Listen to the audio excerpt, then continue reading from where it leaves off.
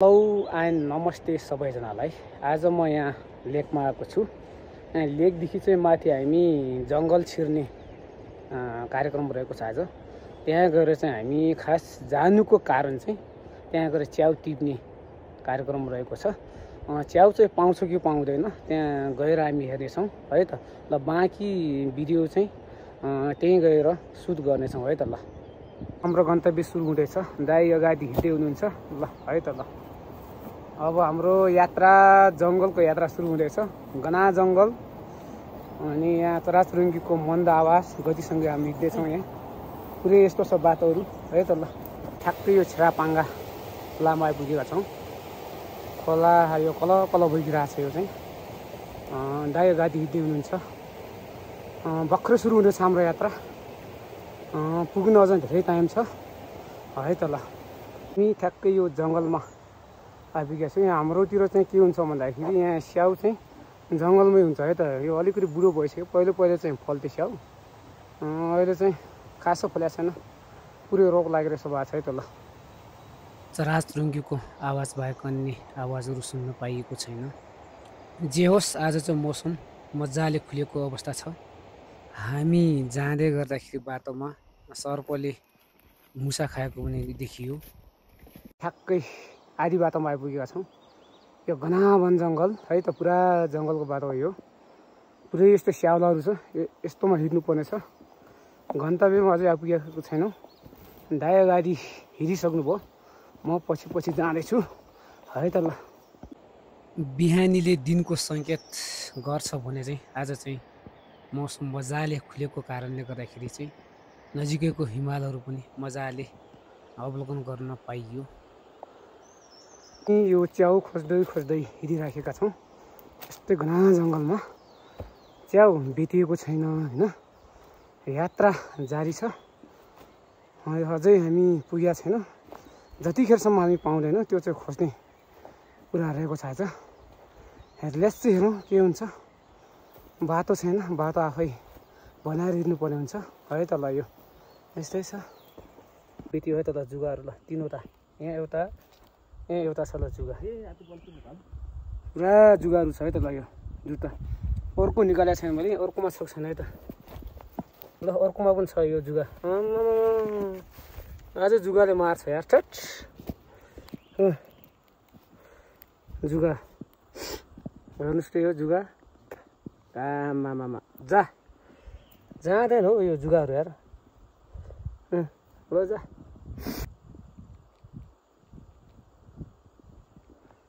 हामी फाइनली यो तारबाङ भन्ने ठाउँमा आइपुगेका छौँ। यो माथि लगभग 4000 मिटरको हाइटमा। यहाँ चाहिँ गाईहरू अनि भेडाहरू चाहिँ यही ठाउँमा चाहिँ पालेका हुन्छन्। अहिले चाहिँ गाईहरू मात्र हुन्छ है त। ल हामी हाम्रो डेस्टिनेसनमा चाहिँ आइपुगेका छौँ। तर हामी खोज्नुपर्ने चाहिँ च्याउ हो। त्यो च्याउ चाहिँ अहिलेसम्म भेटिएको छैन। त्यो अगाडि दाइ हिँड्दै हुनुहुन्छ है त। ल बाँकी भिडियोहरू हेर्दै गर्नु होला। यहाँको यो दृश्यहरू अवलोकन गर्नलाई है त। ल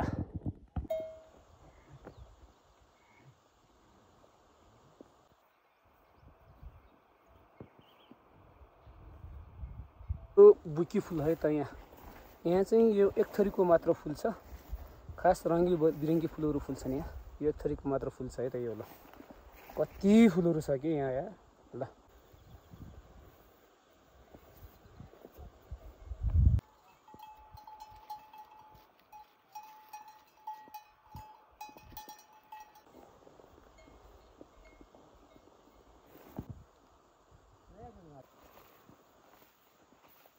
खोजेको चाहिँ रातो च्याउ हो। अब फाइनली यहाँ चिप्लो च्याउ रे यो चाहिँ। सेतो च्याउ चाहिँ भेटिएको छ। यो चाहिँ यो पटक बर्सात अलि नभएर चाहिँ खासै च्याउहरू त्यति फलेको छैन। यही हो चिप्लो च्याउ है त। ल यही भए पनि टिपेर लगेर चाहिँ आजको तरकारी बनाउनु पर्यो। ल प्रायः जस्तो यस्तै रुखहरूमा फल्ने गर्छ है त यो चिप्ले च्याउ। अरू च्याउ खोज्दा पाएन। अब यही भए पनि टिपेर लिएर जानु पर्यो आज। ल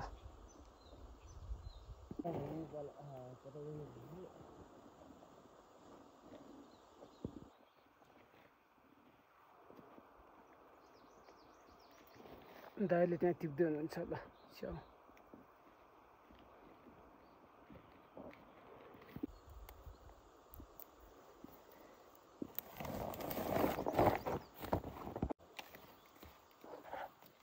यो चाहिँ धोकोया है त, पनि तरकारी बनाउनलाई छ यो धोकोया।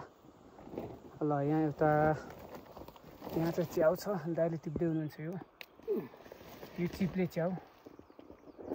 ल यहाँ अलिकति राम्रो रहेछ यो च्याउ चाहिँ। ल खास हामीले खोजेको चाहिँ रातो च्याउ, रातो च्याउ नपाइसकेपछि अब चिप्ले च्याउ भए पनि लिएर जानु पर्यो आजको बेलुकाको तरकारी। ल खोज्दा खोज्दा भएन यति नकन्तरा जङ्गलमा भएर पनि। यो पो त खास सिजनै रहेनछ कि ल च्याउको। फाइनल्ली हामीले रातो च्याउ पाउन चाहिँ पायौँ। ल टिपिसकेको रहेछ नि, यो थोरै छ, यति भए पनि टिप्नु पर्ने अवस्था आयो। ल माथि त सानो छ, त्यहाँनिर एउटा त्यही हो रातो च्याउ। ल ल यही हो रातो च्याउ, यो महँगो छ।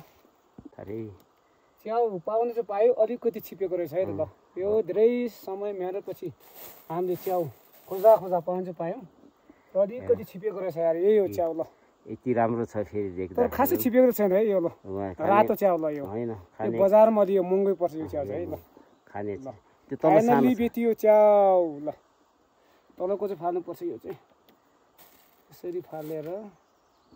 यही हो यार, अलिकति छिपिया रहेछ। ल त्यहाँको पनि छ एउटा छ। ल नपाउनु पनि यतिको पाउनु पनि ठिकै हो।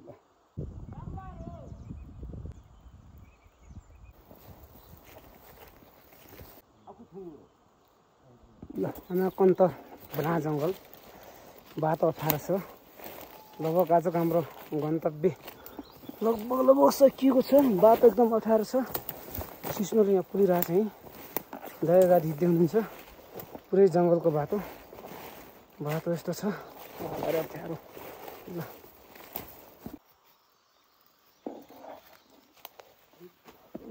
ल यति अप्ठ्यारो छ बाटो यो। माथि पुरै ढुङ्गै चट्टानको चट्टान, यहाँ रुख, यहाँ भित्र छिर्नु पर्ने हुन्छ।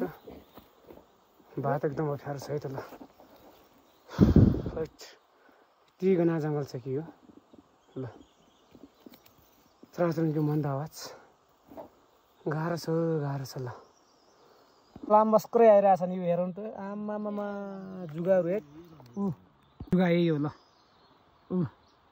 जब आवाज निकालिन्छ नि यिनीहरू एकदम सक्रिय हुने हो कि यिनीहरू। ल यही हो, खोज्दा खोज्दा पाउनु चाहिँ पायौँ, तर अलिकति छिपेको रहेछ। ल यो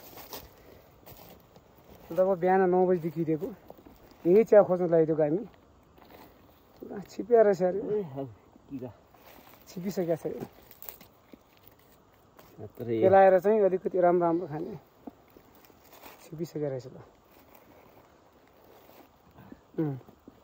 छिपे हुँदैन यो, रुखै भएछ यार। फाइनल्ली आजको हाम्रो यात्रा सकिएको छ। अब हामी घरतिर लागेको। ल भिडियो कस्तो लाग्यो अन्तिमसम्म हेरिदिनुको लागि तपाईँलाई धेरै धेरै धन्यवाद। अब हाम्रो गन्तव्य यहीँ अन्त्य भएको छ, बाँकी अर्को भिडियोमा भेटौँला है त। ल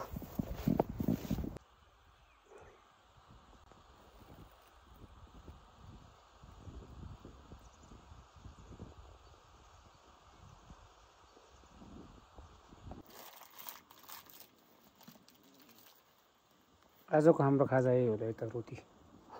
ल